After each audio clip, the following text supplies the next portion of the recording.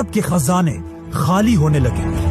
अब सऊद फंस चुका था क्योंकि उसने कर्जे बहुत ज्यादा ले लिए थे और उन्हें वापस करने के लिए सऊद के पास पैसे नहीं थे।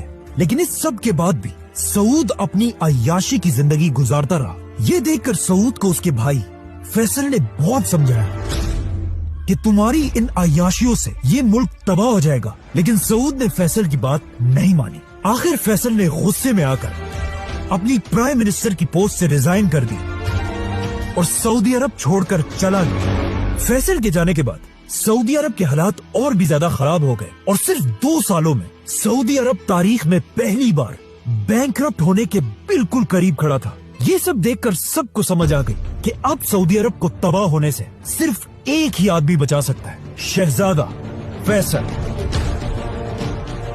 ये देखकर सऊदी खानदान और वहाबी खानदान ने मिलकर फैसल के सामने हाथ जोड़े कि आप प्लीज अपने भाई सऊद को हटाकर खुद सऊदी अरब के बादशाह बन जाएं, वरना ये मुल्क तबाह हो जाएगा। अब आप ही हमारी मदद कर सकते। लेकिन फैसल ने कहा नहीं, मैं ऐसा नहीं कर सकता, क्योंकि फैसल को वो दिन याद था जब उसने अपने बाप अब्दुल अजीज के सामने कसम खाई थी कि वो हमेशा सऊद के साथ वफादार रहेगा।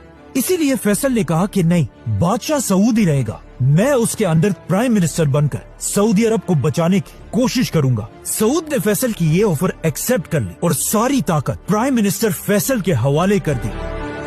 फैसल ने आते ही सबसे पहले शहजादों की सारी अयाशियां खत्म कर दी, उनको दिए जाने वाले करोड़ों रुपए बंद कर दिए और इन शहजादों के लग्जरी पैलेसेस छीनकर वहां गवर्नमेंट ऑफिसेस बनाए।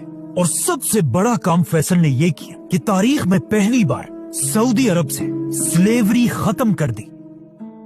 शाह फैसल ने अपने खजाने से हर गुलाम के मालिक को $2000 देकर उसे आजाद कर दिया। इस तरह एक ही दिन में हजारों गुलाम आजाद हो गए।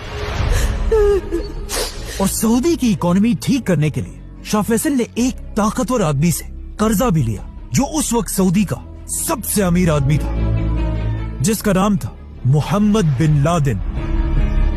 फैसल ने पूरी दुनिया से इस्लामिक स्कॉलर्स को सऊदी बुलाया ताकि ये स्कॉलर्स सऊदी के एलीट खानदान के बच्चों को इस्लाम सिखा सके। बाय द वे, इन्हीं इस्लामिक स्कूल्स में उसी सऊदी के सबसे रिच आदमी मोहम्मद बिन लादेन का बेटा भी पढ़ता था, उसामा बिन लादेन।